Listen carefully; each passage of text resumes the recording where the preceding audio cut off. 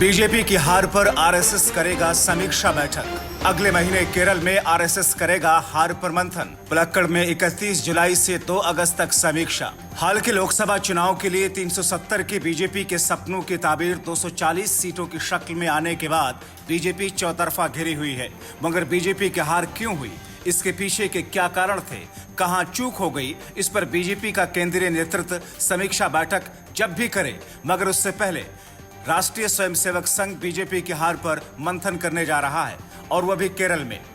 दरअसल नरेंद्र मोदी की अगुवाई में भले ही एनडीए की सरकार बन गई है, मगर इस कामयाबी से वह मिठास दूर है जिसका जायका बीजेपी और एनडीए चखना चाहती है। हालात ये हैं कि एनडीए के घटक दलों के सवालिया निशान लग रहे हैं। बीजेपी के नेताओं की आपसी कलह सामने आ रही है। यहां तक कि संघ की तरफ से कटाक्ष और नसीहतों का दौर जारी है। अब आरएसएस ने खुद तय किया है कि समीक्षा बैठक वो खुद करेगा। जानकारी के मुताबिक ये बैठक केरल के पलक्कड़ में 31 जुलाई से लेकर 2 अगस्त तक समीक्षा होगी।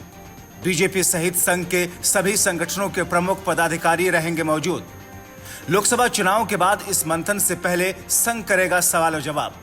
आप सोच रहे होंगे कि आखिर बीजेपी से पहले संघ क्यों ये समीक्षा बैठक कर रहा है, और आखिर केरल के पलक्कड़ में ये समीक्षा बैठक क्यों हो रही है। तो आपको बताएं कि पलक्कड़ को इसलिए भी महत्वपूर्ण माना जा रहा है क्योंकि बीजेपी ने पहली बार इस राज्य में अपना खाता खोला है। अपने लोकसभा चुनाव के प्रचार प्रसार के दौरान भी देखा था कि किस तरीके से बीजेपी और पीएम मोदी ने दक्षिण में सियासी जमीन हासिल करने, उसको विस्तार देने के लिए पसीने बहाए थे। चूंकि देश के दूसरे हिस्सों के साथ खासतौर पर बीजेपी को उत्तर प्रदेश में ऐसा डेंट लगा जिसकी भरपाई के लिए नई रणनीति और प्लानिंग की जरूरत है।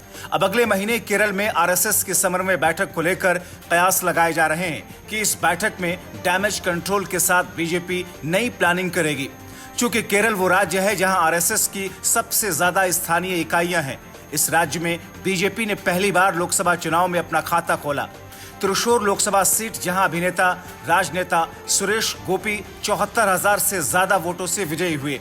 अब इस बैठक से केरल के लिए एक संदेश भी देने की कोशिश है। इससे दक्षिण में बीजेपी को मजबूत होने में और मदद मिलेगी। Bureau report, TV7 Bharat.